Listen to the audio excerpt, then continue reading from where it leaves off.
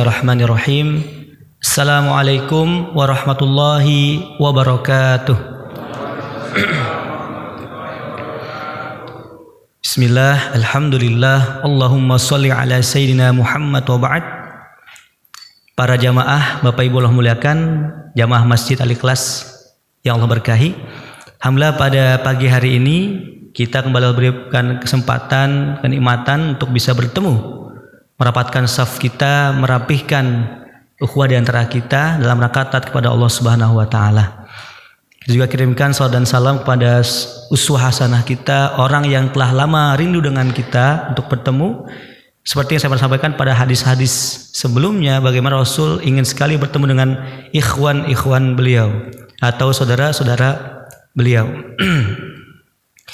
Para hadirin Allah muliakan, sejatinya hari ini kita akan bahas tema terkait dengan sirah nabawiyah.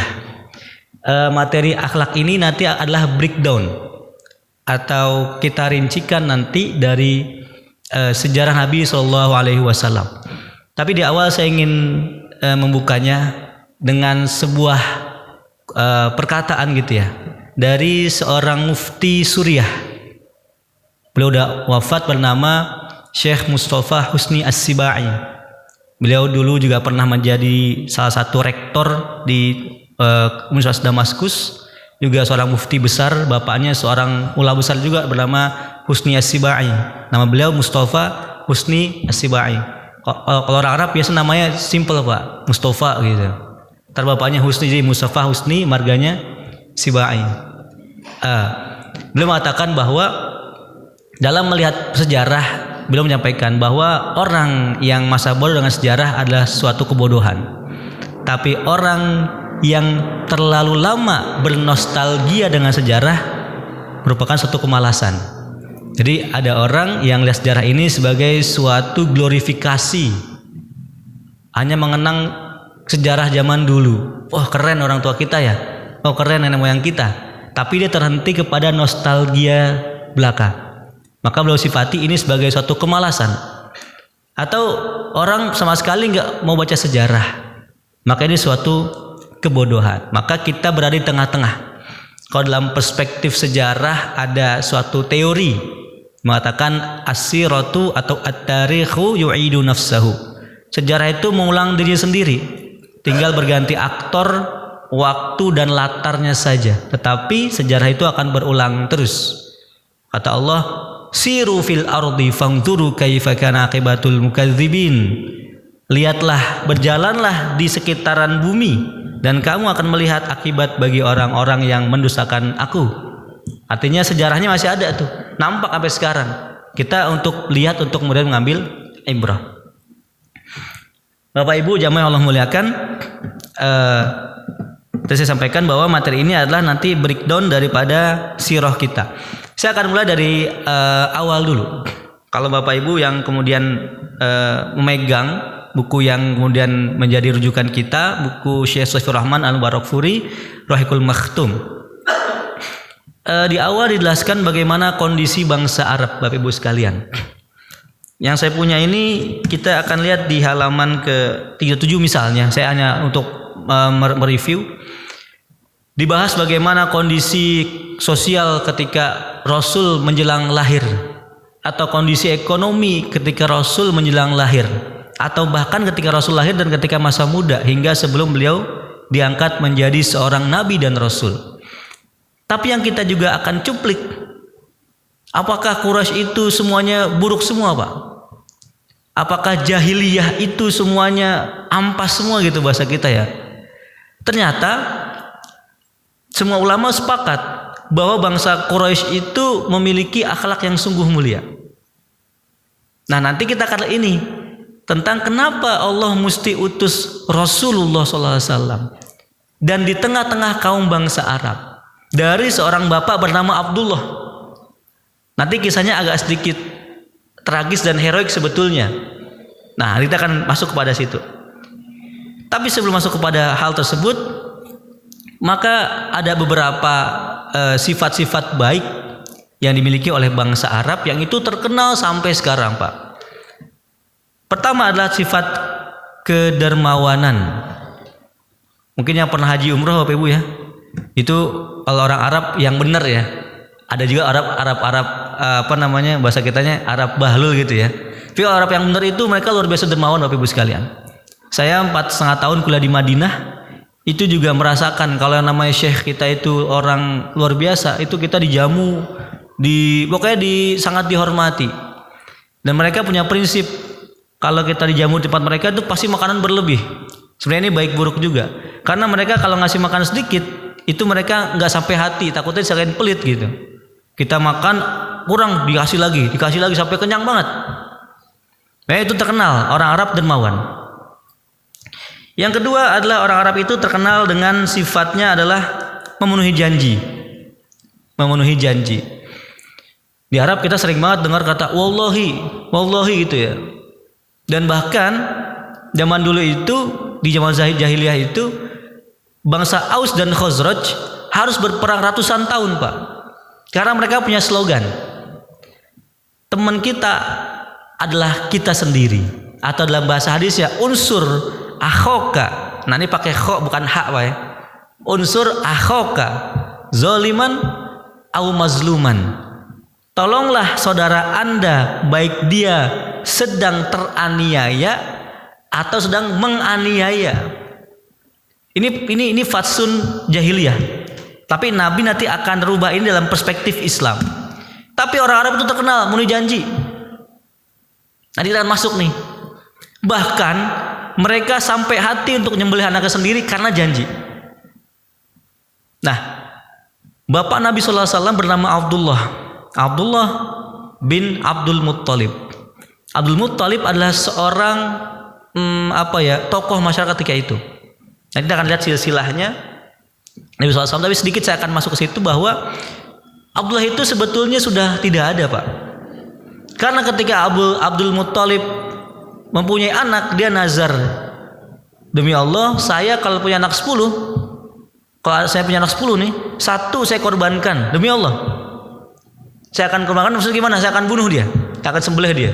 Nah makanya kemudian kita lihat dalam banyak agama-agama lain, terutama agama yang sifatnya berbau pagan, itu biasa ada pengorbanan. Pasti ada pengorbanan, Pak. Dalam Islam juga ada pengorbanan, Pak ya. Tapi nggak anak kita kan, Pak, hewan kurban ya, Pak. Kalau mereka itu dengan anak sendiri.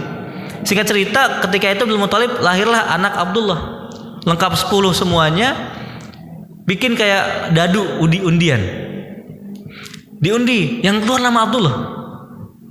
Yang keluar nama Abdullah. Ini sebelum Nabi lahir nih, belum beliau menikah Abdullah. Keluar nama Abdullah.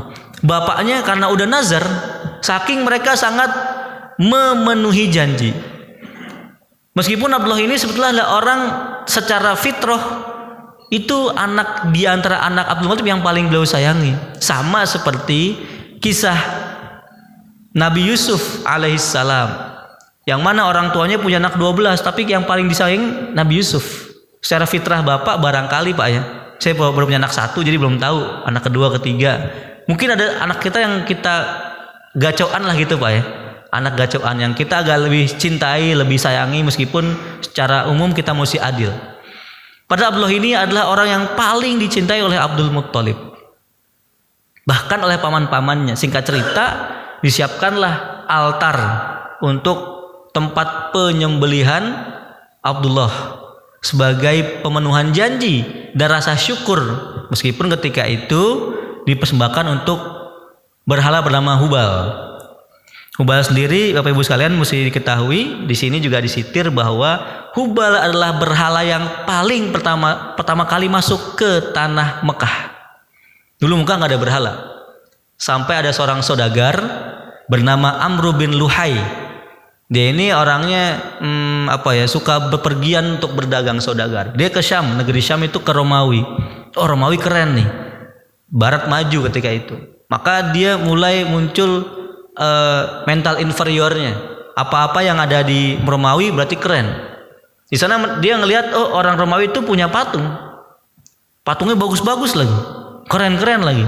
Pulang-pulang dari berbisnis, dia pulang ke Mekah membawa 1 buah patung saja bernama Hubal. Nah inilah orang paling pertama masukin berhala ke tanah Mekah, terutama ke Ka'bah, bernama Amr bin Luhai. Luar biasa Pak ya, kita bisa kebayang gimana dosa jariahnya tuh ya. Sampai kemudian ketika Fatu Mekah 360 patung. Hasil dari awalnya dia dulu nih. Nah, singkat cerita kemudian tatkala mau disembelih, ini sebenarnya ceritanya mirip dengan Nabi Ibrahim. Kalau Nabi Ibrahim ketika mau disembelih, yang datang malaikat pengganti dengan 2 ekor kambing atau domba. Tapi kemudian kalau Abdullah itu bapak Nabi Muhammad SAW, ketika udah sampai di altar, yang nahan bukan siapa-siapa, tapi paman-paman yang nahan Pak. Nah inilah kemudian kita akan melihat bahwa Allah itu memilih seorang nabinya, betul dia takdir, tapi pasti milih yang terbaik.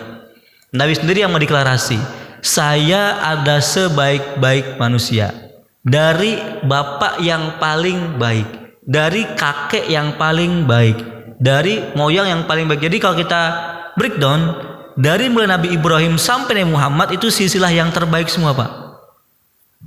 Silsilah yang pilihan-pilihan semua. Para ulama sejarah mencoba untuk mengklarifikasi pohon-pohon silsilah Nabi SAW dari mulai Nabi Muhammad sampai Nabi Adam. Ada 3 bagian. Yang satu itu disepakati secara konsensus dari mulai Nabi Muhammad sampai Adnan. Adnan adalah orang yang pertama kali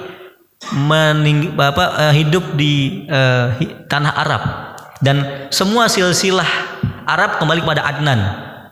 Aslinya Yaman, Adnan itu. Tadi kalau nggak salah Syekh Imam ini adalah orang Yaman nih Pak ya. Karena emang asli orang Arab itu aslinya sebenarnya dari Yaman. Namanya Adnan. Al-Adnan. Sepakat tuh dari mulai Muhammad bin Abdullah bin Abdul Muthalib, seterusnya sampai bin Hashim bin Fihr, kemudian seterusnya sampai dengan bin Adnan. Mereka sepakat. Lalu ada silsilah yang mereka tidak sepakat. Dari mulai Adnan sampai Nabi Ibrahim alaihissalam ada beda pendapat. Yang pasti dari silsilah Nabi Ismail, Ibrahim, Ismail, yang ke bawahnya ini agak beda pendapat nih siapa-siapa nama-namanya. Karena riwayatnya tidak ditemukan secara mutawatir. Mutawatir itu artinya secara konsensus. Tapi ada juga yang ini pasti riwayatnya tidak ada dasarnya, itu dari mulai Nabi Ibrahim sampai Nabi Adam alaihissalam. Tapi kebutuhan kita adalah bagaimana Nabi Ibrahim sampai Nabi Muhammad itu merupakan silsilah yang satu. Singkat cerita, ketika sudah sampai di tempat penyembelihan, paman-paman beliau, termasuk Abu Jahal, termasuk Abu Lahab, termasuk abu-abu yang lain Pak ya. Sekarang juga banyak nih ya. Nah, Abu siapa? Nah, tapi para pamannya menahan, jangan Abdul Muthalib. Ini anak yang paling kami cintai. Anak ini anak yang luar biasa. Lantas gimana dong? Saya ini udah janji, sudah nazar Pak. Beliau nazar. Walaupun nazarnya agak-agak aneh. Nah, makanya dalam Islam itu dia sebetulnya adalah mewarnai. Nazar dalam Islam tidak dihapuskan. Padahal ini budaya orang Arab sebelum ada Islam. Tapi nazarnya apa aja dia? Bunuh orang, mohon maaf, misalkan perkosa orang, yang penting nazar aja gitu. Dalam kita kan nggak boleh Pak. Ya Ustaz, insya Allah saya nazar Ustaz, kalau habis pergi haji saya bunuh diri. Wah, apa gunanya pergi haji kalau gitu nazar ya kan? Misalnya, nggak boleh dalam Islam. Nah, paman menyarankan udah kamu datang ke seorang dukun di sana, ada dukun pinter, orang pinter ya, Ki Joko Pinter lah seperti itu misalnya namanya. Datang ke sana, tanya, udah kalau gitu kamu ganti dengan 10 ekor kambing. Maka Nabi Muhammad pun digadaikan dengan 10 ekor kambing supaya nggak jadi Abdullah diganti dengan 10 ekor kambing untuk mengganti nyawanya Abdullah sehingga nggak lagi disembelih untuk nazar.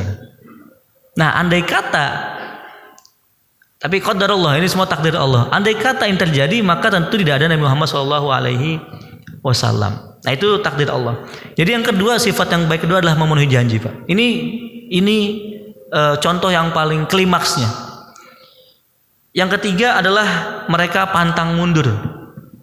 Orang Arab itu terkenal mereka orangnya agak sedikit keras ya Pak, agak sedikit ngotot, pantang mundur Pak. Meskipun misalnya dalam beberapa perspektif sejarah kita melihat bagaimana kemudian itulah kemudian kenapa Nabi Muhammad SAW sangat luar biasa kuat menahan beban dakwah, dan betapa pamannya itu tega menyakiti ponakannya meskipun itu ponakan sendiri, karena dia pantang menyerah. Dia punya satu dogma, punya satu nilai, pantang menyerah. Yang penting ini menurut saya benar, saya akan babat terus. Makanya ketika Allah pilih Nabi Muhammad di tengah bangsa Arab karena mereka juga memiliki beberapa sifat-sifat yang baik tersebut. Nah, itu diantara 3 sifat utamanya: dermawan, memenuhi janji, yang ketiga adalah orang yang pantang mundur. Bapak Ibu jamaah Allah muliakan, kita akan masuk bahwa di sebelum Nabi SAW itu diutus sebagai Nabi, ada 2 buah kejadian penting sebetulnya Pak. Saya akan melanjutkan dari pembahasan sirah sebelumnya, barangkali udah dibahas di awalnya. Ada 2 kejadian penting yang melatari menjelang Nabi itu diutus sebagai Nabi. Pertama adalah perjanjian Fudul atau Hilful Fudul, perjanjian damai semesta. Jadi semua itu perjanjian damai. Ketika itu Nabi SAW masih berusia sangat remaja, masih kecil. Tapi yang kedua yang kita masih ingat adalah bagaimana kemudian pemugaran Ka'bah. Nah, kita masuk ke situ Pak. Kesempurnaan akhlak kita akan lihat dari pemugaran Ka'bah. Jemaah muliakan bahwa bangsa Quraisy dan Arab ketika itu adalah orang yang berakhlak. Bahkan kita coba bandingkan Pak, Bapak Ibu sekalian, dengan kondisi kita pada hari ini, atau saya sendiri gitu ya. Ketika Ka'bah terkena banjir, waktu itu hujan besar dan Ka'bah banjir. Waktu itu Ka'bah masih sangat sederhana sekali dan hampir roboh. Lantas semua tetua kaum kafir Quraisy berkumpul. Mereka bersepakat bagaimana kita harus memugar Ka'bah ini. Dicatat bahwa orang bangsa Quraisy bukan tidak mengakui adanya Allah. Mereka mengakui adanya Allah, tapi mereka juga mengakui adanya selain Allah. Nah, itu kan syirik, menduakan. Maka mereka bersepakat untuk membangun Ka'bah. Nanti juga ada yang lucu nih Pak, ada yang unik. Dibuatlah panitia pembangunan Ka'bah. Dan mereka semua sepakat Pak, Ka'bah ini rumah Allah, rumah suci. Maka yang boleh masuk dalam uang kas pembangunan Ka'bah, misalnya kita analogikan dengan pembangunan pembangunan masjid Pak. Masjid ini kan al-Ikhlas luar biasa bagus, tentu ada panitia pembangunannya. Tapi ini kita bangun masjid di Indonesia. Abu Jahal, Abu Lahab, dan lain-lain itu, mereka pernah menjadi panitia pemugaran Ka'bah. Yang sampai hari ini Ka'bah yang sama Pak, belum pernah diubah lagi Ka'bahnya. Berapa ribu tahun tuh? Kira amal jariahnya banyak gak tuh ya? Nah, itu kita akan lihat nanti. Maka dibuatlah itu. Dan mereka bersepakat, ini rumah Allah, ini rumah suci. Kita hanya boleh menggunakan harta yang halal. Mereka tahu kok, uang dari prostitusi, uang dari jual minum khamr, uang dari riba itu uang haram, semua mereka tahu. Makanya ketika mereka bikin Ka'bah hanya harta halal saja. Makanya Ka'bah sekarang itu Pak sebenarnya kurang Pak. Yang bilang bukan saya, yang bilang Nabi SAW ketika datang Sayyidah Aisyah lagi di rumahnya ngobrol, kata Nabi, wahai Aisyah, kalau bukan karena kaummu dan kaumku baru meluk Islam, saya akan ulang pemugaran Ka'bah. Karena Ka'bah yang sekarang itu dia kurang, tidak seperti ketika awal pertama kali dibuat oleh Nabi Ibrahim. Mana kurangnya? Hijr Ismail. Kalau lihat Ka'bah kan kotak ya Pak, ada setengah lingkaran tuh Pak. Itu merupakan bagian dari Ka'bah juga dulunya. Tapi berhubung dana terbatas ketika itu nggak sempat bikin yang setengah lingkaran. Pertanyaan besarnya, emang kawan kafir Quraisy nggak punya dana gimana? Kan orang-orang kaya, orangnya pedagang sukses, terkenal seluruh Syam, dari mulai Eropa sampai ke Afrika, Quraisy itu yang paling jago dagang. Iya, karena yang dagang itu kebanyakannya harta yang haram, maka yang halalnya sedikit. Yang halalnya cuma bisa bikin sama dengan Ka'bah yang sekarang. Nah, artinya bahwa orang kafir Quraisy itu adalah orang yang telah berjasa besar bagi Islam. Nah, sebelum ke situ, ini dulu nih. Nah, oke Pak. Mereka orang yang memugar Ka'bah. Kalau saya belum pernah satu batu pun saya kasih buat bangun Ka'bah, saya belum pernah pribadi Pak. Lagi luar biasa ya, mereka orang-orang berakhlak. Yang kedua juga diantaranya tadi ada Hashim. Hashim itu adalah uyutnya Nabi SAW. Nama aslinya Hashim bukannya Hashim, tapi Syaibah. Hashim itu kayak semacam kita julukan. Hashim kenapa Hashim? Karena lihishmatihi. Karena dia itu orang yang paling terdepan dalam kebaikan. Orang yang pertama kali mencetuskan memberikan minum dan makan kepada jamaah haji adalah Hashim, uyut-uyutnya Nabi. Dan sampai sekarang itu masih ada, Pak, kabilah khusus yang diberikan kewenangan untuk mengatur tentang minum zam-zam bagi jamaah haji dan makan bagi jamaah haji. Dulu sebelum ada seperti sekarang ini, kita tentu nenek kita, kakek kita masih ingat tuh ketika ke Arab pasti mereka dijamu. Bahkan sekarang pun kita minum zam-zam itu gampang, Pak. Nggak perlu nimba sumur, Pak ya. Sambil tawaf, bisa ada tuh sumur zam-zam di bawah tempat kita tawaf dekat makam Ibrahim. Kita nggak perlu nimba lagi, tapi udah ada sistem dan seterusnya. Siapa yang pertama kali mencetuskan untuk memberikan minum jamaah haji secara cuma-cuma adalah Hashim, uyut Nabi, dan juga para anak-anak cucunya. Artinya ini adalah suatu akhlak yang baik, memberikan minum jamaah haji, umroh dan haji, memugar Ka'bah, bahkan menjaga keamanan Ka'bah.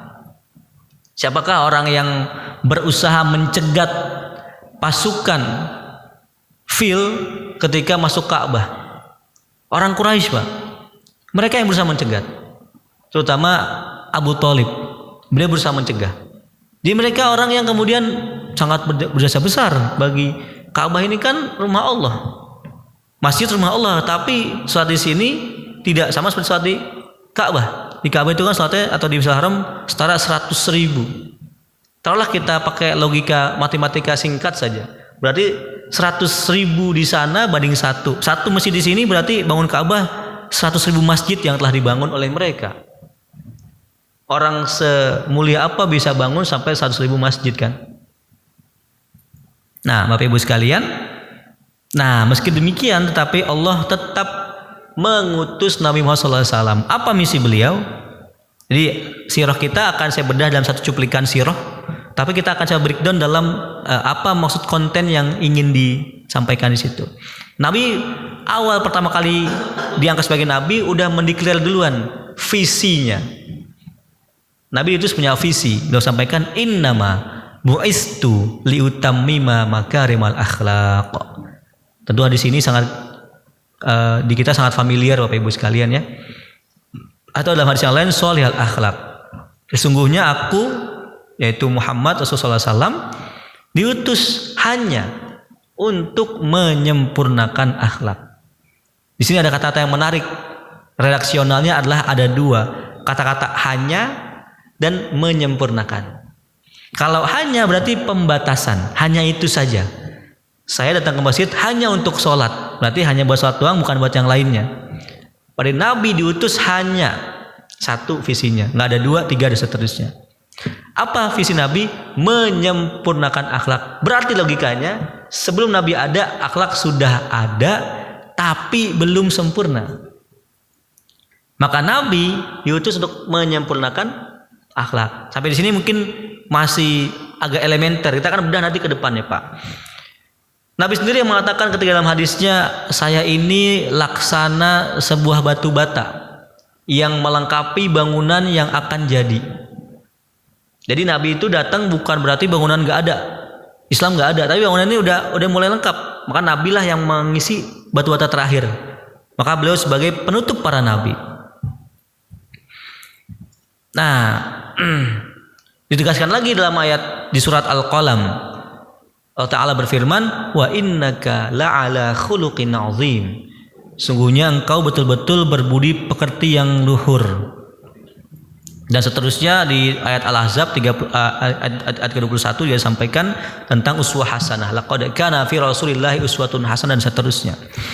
Sehingga Nabi Muhammad adalah contoh akhlak yang sempurna itu. Karena Nabi diutus hanya untuk menyempurnakan akhlak. Pertanyaan kita, akhlak yang seperti apa yang sempurna itu? Kalau saja bangsa Quraisy yang begitu berani menepati janji dan luar biasa berjasa buat Ka'bah belum sempurna akhlaknya, gimana yang sempurna itu? Nah, ada satu hadis yang diriwayatkan oleh Sa'ad bin Hisham, nanya pada Sayyidah Aisyah, wahai Aisyah, gimana sih akhlaknya Nabi SAW? Beliau penasaran. Kata Aisyah, kana khuluquhu Al-Quran. Kalau anda pengen lihat akhlak yang sempurna, akhlaknya Nabi, lihatlah Al-Quran. Berarti semua yang ada Al-Quran itu adalah akhlak yang sempurna. Kita Barangkali saya gitu ya, ada sebagian menganggap kalau akhlak baik itu adalah senyum depan orang, adalah memberi, adalah berbuat baik dan seterusnya. Tapi kita akan lihat dalam perspektif yang lebih utuh. Apa yang diinginkan dalam akhlak sempurna itu? Karena semuanya ada di Al-Quran. Berarti akhlak sempurna adalah akhlak Qur'ani. Semua yang ada dalam Al-Quran adalah akhlak yang sempurna. Ini Ibnu Rajab mengatakan ta'annahu kana ta'addabi adabi dan seterusnya.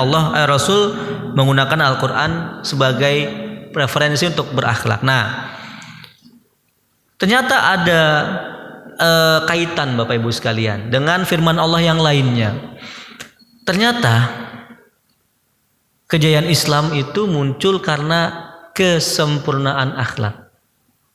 Ilmu itu adalah kesekian setelah adanya kesempurnaan akhlak. Oh, gimana bisa Ustadz? Nah, kita akan lihat dalam ayatnya. Di Ali Imran 112 Allah katakan duribat alaihimu zillatu ainama suqifu illa bihabli minallah wa habli minan nas. Dimanapun kaum muslimin berada, mau di Indonesia, mau di India, mau di Amerika, mau di Eropa, mereka akan senantiasa diliputi kehinaan. Kecuali dengan mereka berpegang kepada tali Allah dan tali manusia. Tali Allah dan tali manusia. Nah, maka kemudian Bapak Ibu sekalian memuliakan, ini menjadi patokan tentang bagaimana akhlak itu punya dimensi. Ternyata akhlak itu punya dimensi yang tidak hanya kita sesama manusia. Minimal ada 3 dimensi, Pak. 3 dimensi 3D ya. Dimensi vertikal, dimensi horizontal. Nanti horizontal ada 2 dimensi. Dimensi vertikal adalah hablum minallah, antara manusia dengan Allah Subhanahu wa taala. Itu dimensi akhlak yang pertama. Yang kedua dimensi akhlaknya adalah antara manusia dengan sama manusia atau yang sekitarnya. Yang ketiga antara manusia dengan lingkungannya. Nah, itu yang terterap dalam hadis Nabi sallallahu alaihi wasallam. Nabi pernah mengatakan sebuah hadis yang berisikan bagaimana iman itu mesti kita lihat. Kita sekarang sepakat bahwasanya yang paling penting adalah akidah dan iman. Ada sebagian yang mungkin mengatakan akidah nomor pertama. Betul, kita juga yakin. Tapi akidah yang seperti apa? Iman seperti apa? Nabi gambarkan, Pak. Al-imanu bid'atun wa sittuna syu'bah au bid'atun wa sab'una syu'bah. A'laha kalimatu la ilaha illallah. Iman itu ada 70 sekian cabang atau 60 sekian cabang. Kita orang beriman berarti cabangnya banyak tuh. Yang paling tinggi kalimat la ilaha illallah, syahadat. Yang paling rendah dari cabang keimanan apa? Imatatul adza 'anit thariq, menyingkirkan duri dari jalan. Jadi Bapak bisa bayangkan, lagi naik mobil tiba-tiba depan ada jalan berlobang. Bapak parkir sebentar, kasih tanda jalan, jangan lewat sini, itu iman, Pak. Yang ketiga, al-haya'u syu'batun minal iman. Dan rasa malu merupakan bagian daripada keimanan. Hadis ini mungkin simpel, tapi ternyata menyimpan nilai yang sangat luar biasa kita kandung. Kalau kita terapkan, gak heran Nabi cuma 23 tahun Islam bisa jaya, karena nilai ini sangat luar biasa. Berarti ada 3 tuh. Tadi kalau 3 dimensi, sekarang 3 cabang iman. Perkataan, i'tiqad di hati, syahadah itu kan di hati. Yang kedua adalah berbentuknya yang paling rendah apa? Aksi di lapangan. Ada duri kita ambil, ada sampah kita pungut. Jangan-jangan justru berarti kebalikannya. Kalau ada duri kita singkirkan berarti iman. Berarti kalau nggak ada duri kita kasih duri, berarti itu lawan dari iman kan gitu. Jangan kita seringkali jalanan bagus, nggak kenapa-napa. Karena kita bikin rumah gitu Pak ya, karena kita bikin proyek gitu, jalan jadi hancur, jadi kecelakaan misalnya. Kan kebalikan Pak ya. Tapi katakan menyingkirkan duri dari jalan tanda keimanan. Tapi ada kemudian yang membuatkan duri dari di jalan. Ini hanya sedikit kayak paradoks gitu. Yang ketiga tadi juga terkait dengan haya. Bahkan sifat malu pun itu bagian daripada keimanan. Nah ini dimensinya Pak. Dimensi vertikal, horizontal ada 2. Ada akhlak pada Allah, khaliq pada makhluk, antara sama manusia dan pada lingkungan. Bagaimana akhlak pada Allah SWT itu? Allah sampaikan dalam firman-Nya, "Qul inna sholati wa nusuki wa mahyaya wa mati lillahi rabbil alamin." Sungguhnya semua hidupku untuk Allah Subhanahu wa taala. Dari mulai salatku, nusukku, ibadahku, hidup dan matiku untuk Allah Subhanahu wa taala. Bahkan contoh yang paling luar biasanya ketika Nabi SAW itu sholat qiyamul lail sampai kakinya bengkak, Pak. Kita tadi dengan Syekh jadi imam nggak kerasa, Pak ya, karena baru 10 menit, Pak. Itu kalau sejam, Pak, kerasa nggak Pak kaki, Pak? Lumayan juga pegel, Pak ya. Nabi kan kalau sholat qiyamul lail sampai kakinya bengkak-bengkak. Jadi beliau tuh kalau punya malam dibagi jadi 2. Misalkan malam itu dimulai dari ba'da isya. Sebenarnya dari habis maghrib, tapi kita tahu habis ba'da isya misalnya jam 7 sampai subuh jam 4 misalnya. Berarti ada sekitar 9 jam. Bagi jadi 2, 4 jam setengah, 4 jam setengah. Nabi istirahat 4 jam setengah, sisaannya qiyamul lail. Bisa bayangin Pak, 4,5 jam qiyamul lail tuh kayak apa rasanya tuh, Pak ya. Kalau saya dulu tuh kecil juga pernah tuh qiyamul lail lama gitu. Kadang juga pegel juga gitu ya. Udah gede juga, lumayan juga nih kaki nih, kerasa nih. Maka Aisyah protes, Kang Nabi, kenapa ente sampai kakinya bengkak begitu untuk qiyamul lail? Nah, jawaban Nabi apa? Afala an akuna abdan syakura. Emang saya nggak boleh jadi orang yang bersyukur? Meskipun Allah kasih saya kenikmatan jadi nabi, dosa diampuni yang dulu ataupun yang nanti, tapi saya pengen bersyukur. Kenapa? Ini akhlak saya kepada Allah Subhanahu wa taala. Secara nggak langsung totalitas kita dalam beribadah itu adalah akhlak yang paling pertama kita kepada Allah Subhanahu wa taala. Ini yang minim dari suku bangsa Quraisy. Meskipun mereka baik kepada manusia, tapi mereka nggak baik kepada Tuhannya manusia. Mereka menyekutukan Tuhannya manusia. Maka kemudian perintah Al-Quran ketika kita untuk bertaat kepada Allah, sholat tepat waktu, itu semata-mata akhlak kita kepada Allah Subhanahu wa taala. Nah, ini juga ada hadisnya tadi yang sampaikan bagaimana akhlak pada Allah itu artinya adalah mendedikasikan seluruh yang kita miliki untuk Allah Subhanahu wa taala. Semua yang kita miliki, inna sholati, semuanya lillahi rabbil alamin, untuk Allah Subhanahu wa ta'ala. Makanya konsep inna lillahi itu mesti kita internalisasikan. Sungguhnya semuanya milik Allah dan kepada Allah kembali. Inna lillahi wa inna ilaihi raji'un, itu adalah semua konsep itu adalah konsep tentang kefanaan dunia. Bukan keakuan, bukan kesayaan, bukan bahasa lainnya adalah ananiyah. Oh, ini hasil saya, ini anak saya, ini cucu saya. Bukan. Itu milik Allah Subhanahu wa taala. Kalau Allah udah ambil aja. Inna lillahi wa inna ilaihi raji'un. Maka itu tetap dalam ayat yang tadi. Yang lain adalah, yang kedua adalah bagaimana kemudian akhlak pada manusia. Saya akan pada manusia akhlaknya banyak, Pak ya. Kalau disebutkan banyak banget, tapi saya akan mulai dari fundamental akhlaknya. Kalau basis nilai akhlak pada Allah adalah ketundukan dan dedikasi. Itu basis akhlaknya. Jadi apa saja yang berbau ketundukan dan berbau dedikasi itu adalah akhlak kepada Allah Subhanahu wa taala. Ketundukan taat, ketundukan ibadah, dedikasi apa? Kurban. Apalagi haji misalnya, apalagi seterusnya, sedekah dan seterusnya. Lantas akhlak kepada manusia apa fundamental nilainya? Ternyata satu poinnya, Pak. Keadilan. Adil tidak sama dengan kesetaraan. Kalau setara, barangkali saya mesti samakan nih, antara laki dengan perempuan mesti setara. Kerjaannya sama, kewajibannya pun sama. Dalam Islam tidak setara tapi adil. Dia adalah menempatkan sesuatu pada tempatnya, pada porsinya. Allah sampaikan dalam firman-Nya di surat Al-Maidah ayat ke-8, ya ayyuhalladzina amanu kunu qawwamina lillahi syuhada'a bil qist wa la tajrimannakum syana'anu qaumin ala alla ta'dilu i'dilu. Wahai orang beriman, jadilah kamu sebagai penegak keadilan. Karena Allah, dan kamu jadi saksi yang adil. Ini perintah adil nih, perintah yang paling prinsip, Pak. Semua turunan akhlak itu bermula dari sifat adil kita. Kenapa kita mesti baik kepada orang tua kita, Pak? Ya adil kita, Pak.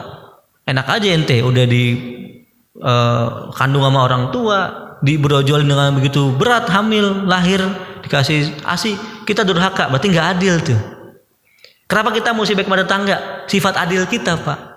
Kalau kita mau diberikan penghormatan, kebaikan, kita mesti hormat dan adil juga dengan tetangga kita. Jadi semua akhlak nanti itu pada manusia itu adalah turunan dari sifat adil tadi. Ini dasarnya. Adil adalah meletakkan suatu pada porsi dan kadarnya ataupun namanya proporsional. Nah, contoh adil. Nah, Sebenarnya Islam itu sangat erat dengan konsep-konsep sosial. Saya akan sedikit ulas ya banyak tentang konsep sosial karena kalau konsep ubudiyah barangkali udah sering Bapak Ibu dengar. Kemarin kita rame undang-undang Cipta Kerja Pak. Ciptaker atau yang udah disahkan itu sebetulnya Nabi itu telah lama mengindikasikan tentang bagaimana semangat undang-undang Cipta Kerja seharusnya. Tapi kita bukan mengafirmasi apa yang telah disepakati di undang-undang kita. Nabi katakan an Abdullah bin Umar qala Rasulullah sallallahu alaihi wasallam u'tul ajira ajrahu qabla an yajiffa araqahu. Rawahu Ibnu Hibban, Ibnu Majah wa At-Tabrani. Dari Abdullah bin Umar beliau berkata Rasulullah SAW bersabda, berikanlah upah kepada para pekerja sebelum keringatnya kering. Bayangin Pak, seorang nabi ngasih suatu dogma tentang kasihlah dia upahnya sebelum keringatnya kering. Ini kan menandakan tentang bagaimana semangat satu, kapan upah mesti dikasih, berapa besarannya, gimana hak pekerja, apa yang mesti dia kerjakan. Ini kan fundamentalnya Pak. Bahasa jangan sampai lupa ngasih dia sebelum kering, berarti jangan sampai si pekerja ini dia keringetan tapi sampai kering sampai nggak bisa makan dan seterusnya. Gimana semangat ini bisa kita terapkan? Ternyata dalam Islam bahkan buruh pun diatur juga sebetulnya. Semangatnya ada itu, nilainya ada. Ini hadis Pak, bukan perkataan saya Pak. Ada dalam Ibnu Majah dan At-Tabrani. Dan kemudian juga tadi saya sampaikan bagaimana ada nilai yang telah terjadi dalam bahasa Arab, fatsun, tolonglah saudaramu meskipun dia sedang menganiaya orang lain atau menzalimi orang lain ataupun sedang dizalimi. Sahabat bertanya, ini kan fatsun kita zaman jahiliyah Rasulullah. Kalau sahabat saya sedang dianiaya, kita tolongin. Lantas gimana kalau dia sedang menganiaya, kita tolonginnya? Kita bantu dia untuk tetap zalimi? Jangan. Caranya kamu cegah dia dari berbuat zalim. Kenapa? Karena itu adil. Kalau lagi dizalimi kita tolong, sedang menzalimi kita cegah. Itulah sifat adil kita kepada sesama kita. Nah, ini juga ada empati dan jiwa sosial seterusnya. Bahkan di sini Allah Rasul atur nih tentang ketahanan pangan dan bagaimana menjaga stabilitas sosial. Meskipun narasinya sederhana Pak. Lalu sampaikan idza tuhinta fa'ksir minal maraqi thumma anzur ba'dha ahli baitin min jiranik faghrif lahum minha. Kalau kamu masak sayur, kalau kamu masak sesuatu yang ada kuahnya, masak gulai kayak gulai kepala kakap misalnya Pak ya, atau masak sop ikan patin gitu Pak ya, gulai kambing, apapun Anda masak yang ada kuahnya, maka perbanyaklah kuahnya. Kemudian lihatlah keluarga dari tetanggamu dan berilah mereka dengan baik. Jadi Rasul memberitakan orang kalau masak banyakin kuahnya, kasih ke sekitarnya. Ini kan tentang bagaimana kemudian menjaga tentang soliditas masyarakat. Bagaimana saling memberi sama masyarakat, saling guyup. Berarti dia ada jiwa empati dan simpati kepada yang lainnya Pak. Tidak ada individualitas. Tidak juga ada aksi saling pamer. Sekarang di media sosial yang cukup sekarang ini banyak para YouTuber kaya-kaya. Tapi kerjanya pamer doang Pak. Punya mobil, punya apa. Tapi nggak bagi-bagi gitu kan. Kalaupun bagi buat pansos lagi gitu ya. Nanti kan pada satu titik akan ada ketimpangan nih Pak. Orang-orang di bawah pasti akan ngelihat, ini kok orang kaya banget, uang dari mana nih? Nggak untuk kemungkinan nanti akan ada gejolak sosial. Karena orang lihat, oh ini banyak banget duitnya, tahu rumahnya seterusnya. Kenapa? Karena Rasul juga memerintahkan bagaimana kita menjaga tentang kaya miskin dalam Islam itu diafirmasi. Ada orang kaya, ada orang miskin. Tapi yang nggak boleh bagaimana ada kesenjangan sosial. Adanya rasio atau kesenjangan yang begitu jauh antara si kaya dengan si miskin itu nggak boleh. Gimana caranya? Si miskin bisa minum makanan orang kaya. Ini kan dibilangin orang kaya kalau makan bakal bikin yang banyak, kasih yang pada yang miskin. Sehingga nggak ada kesenjangan antara kaya dengan miskin, sama semuanya. Nah, itu kemudian terjadi. Itu yang kedua Pak ya. Yang ketiga kemudian adalah bagaimana ini yang kita sering barangkali lupa. Tadi kalau di Aliklas banyak pemuda yang ingin pergi ke Jepang Pak ya. Atau kayaknya udah pada berangkat ya. Karena udah nggak mungkinnya sebelah kanan ya. Jadi yang ketiga bagaimana Islam itu sangat menjaga lingkungan. Atau bahasa sekarang adalah go green Pak. Kenapa go green itu dikampanyekan sama bukan orang-orang Islam. Padahal semangat go green itu dari Islam sudah ada sejak zaman Nabi Shallallahu Alaihi Wasallam. Saya kasih contoh Pak ya. Ini kata hadis kata Nabi Shallallahu Alaihi Wasallam. Hadisnya rawahu Muslim dan Tirmizi, hadis sahih. Beliau katakan, jangan buang air di lubang binatang, atau di jalan tempat orang lewat, atau di tempat berteduh, atau di sumber air, atau di tempat pemandian, di bawah pohon-pohon yang sedang berbuah, atau di air yang mengalir ke arah orang-orang sedang mandi dan mencuci. Seorang nabi yang bicara masalah peradaban, bahwa Islam kepada suatu manusia kepada peradaban gemilang, bahas tentang ente kalau buang air kecil nggak boleh di lubang, nggak boleh di tempat apa. Bukan karena apa, tapi ini adalah narasi yang sederhana, tapi ini nilainya besar sekali. Berarti mereka mesti aware dengan lingkungan Pak. Kalau sekarang mungkin kalau kita pengen ke toilet ada rest area, ada toilet. Tapi kita mesti lihat bangun toilet seperti apa nanti.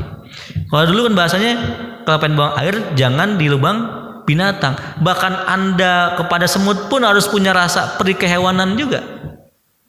Nggak boleh ente ada semut kemudian disitulah kemudian buang air kita. Kalau dalam Al-Quran sempat dicuplik oleh Allah Subhanahu Wa Taala bagaimana kemudian para semut itu protes ketika pasukan Sulaiman lewat kan. Oh kata semut stop, tahan dulu, jangan lewat dulu. Ini Sulaiman pasukannya mau lewat nih. Tahu kita lewat juga bakal ketindihan, bakal mati kita, mejret. Kata semut dia ketawa, Nabi Sulaiman ketawa, senyum. Kata Nabi Sulaiman, para pasukanku berhenti dulu. Kenapa wahai raja, wahai nabi? Depan lagi ada pasukan semut nih mau lewat nih. Lagi ada konvoi semut mau lewat. Jadi karena Nabi Sulaiman itu bisa dengar bahasa semut Pak. Jadi dengar tuh. Alhamdulillah kita nggak bisa dengar bahasa semut ya Pak ya.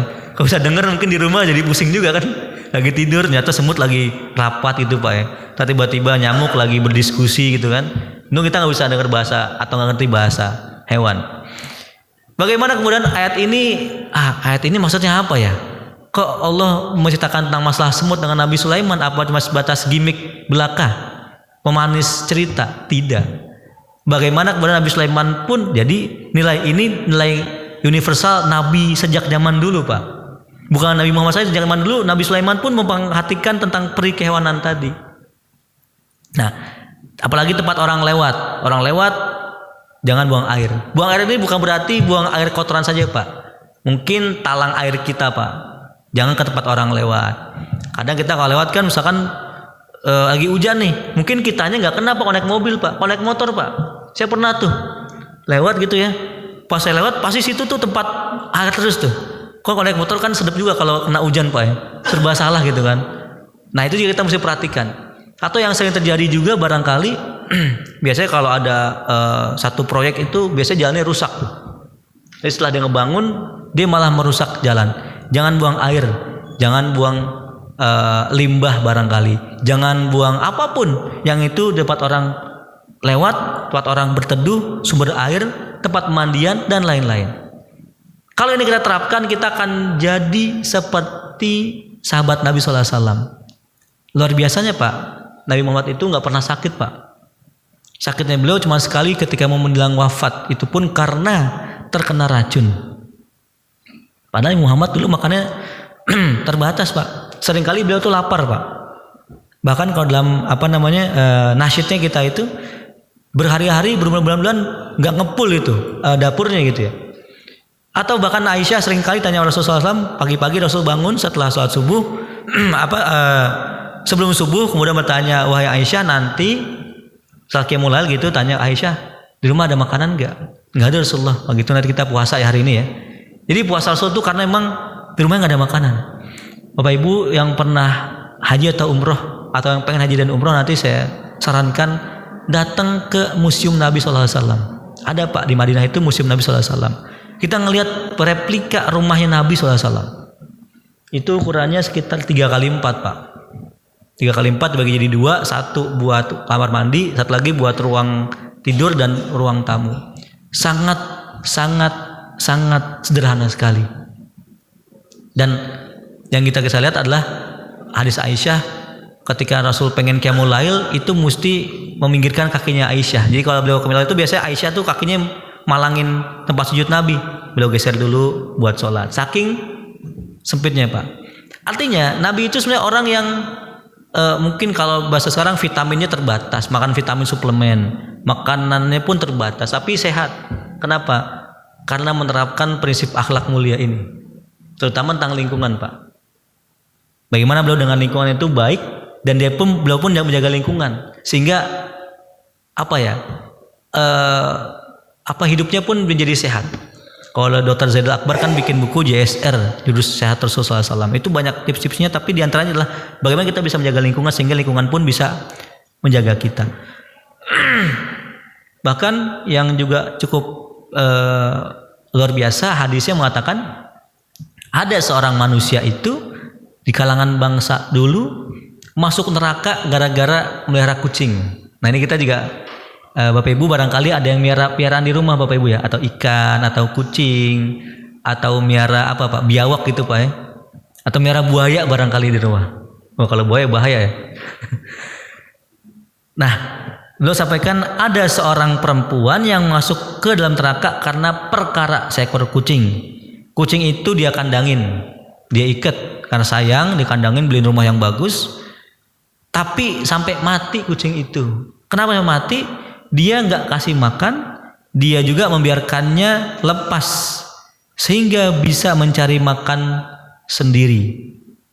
Maksudnya adalah mungkin niatnya nggak jahat Pak, niatnya pemelihara kucing, tapi pas lagi itu dia lagi mudik atau tugas kantor, lupa seminggu nggak pulang-pulang, pas pulang-pulang udah mati itu piaraan, nggak dikasih makan, nggak dilepasin sehingga dia mati. Waduh itu kenapa saya lupa itu. Nah ini sama. Maka itu akan masuk neraka orang seperti ini. Waduh ngeri amat. Bukan tapi artinya dia lupa memperhatikan hak seekor kucing, seekor hewan. Bisa bayangkan Pak, kalau hewan saja kucing diperhatikan begitu besar, bagaimana dengan manusia? Bagaimana dengan urusan masyarakat? Bagaimana dengan urusan negara? Bagaimana akhlak itu menjangkau semua dimensi? Mas saya katakan harusnya yang kampanye Go Green itu sebenarnya orang Islam Pak. Di kita udah diatur semuanya, dan itu bisa kita lihat dalam banyak perspektif. Nah kembali kepada ayat yang tadi, ternyata di Ali Imran tadi disampaikan bahwa ada rumusnya. Kalau kita pengen kembali jaya, kalau kita pengen kembali menapaki sirah Nabi Sallallahu Alaihi Wasallam yang seutuhnya, maka tinggal satu solusi kita Pak, mengimplementasi visi satu-satunya Nabi SAW diutus kepada umat manusia, yaitu apa? Adalah menyempurnakan akhlak. Aplikasi akhlak yang sempurna sama dengan peradaban gemilang. Kalau enggak, maka kehinaan dunia dan akhirat. Apa dalilnya? Ali Imran 110 tadi. Duribat alaihimul dzillatu aina ma thuqifu illa bihablin minallah hablum minan nas. Mereka akan senantiasa diliputi oleh kehinaan dimanapun mereka berada. Ada Islamofobia, ada apapun, karena kita belum menerapkan akhlak yang sempurna. Jadi Islam, mungkin 2 kajian sebelumnya kita agak sedikit bahas keras gitu Pak ya. Tapi sebenarnya Islam itu hari ini kita bahas tentang bagaimana kita juga bisa menjaga lingkungan kita. Dengan kita jaga lingkungan itu adalah bentuk daripada penerapan akhlak yang sempurna. Barangkali kalau yang paling sederhana, saya sampaikan bahwasanya menyingkirkan duri dari jalan adalah merupakan akhlak yang sempurna. Nah kita juga harus hati-hati nih Pak. Termasuk saya misalkan, bisa kita kalau di rumah kan suka nyuci mobil Pak ya, nyuci mobil, motor. Jangan-jangan air bekas cucian itu nanti ngalir ke jalan Pak, yang mengganggu orang lewat barangkali, atau membuat jalan itu semakin tidak baik di kemudian hari. Nah hal seperti itu kita juga harus perhatikan. Meskipun remeh, tapi ini semangat Islam, sehingga kita bisa menjaga yang lebih besar yang lainnya, bisa memakmurkan dunia. Nah, tadi kalau nggak salah waktu 50 menit, ini sudah 50 menit lebih sedikit kalau nggak salah. Tadi kita mulai di 5 lebih 10, sekarang pas 52 menit. Baik Bapak Ibu sekalian, jadi cuplikan pada hari ini adalah kita mencuplik bagaimana peristiwa pembangunan Ka'bah, yang itu jasa besar orang kaum kafir Quraisy. Hari ini kita datang ke sana, itu hasil mereka, tapi itu bukan akhlak yang sempurna. Apa yang sempurna kita bahas dalam slide ini. Saya kirim juga kepada Pak Abdurrahman, nanti barangkali bisa dikonsumsi oleh para jamaah sekalian. Jadi buku ini kita bahas tapi kita akan kaitkan dengan kondisi-kondisi yang kita breakdown dengan nilai-nilai yang akan disampaikan. Demikian yang bisa saya sampaikan. Terima kasih banyak. Wassalamualaikum warahmatullahi wabarakatuh.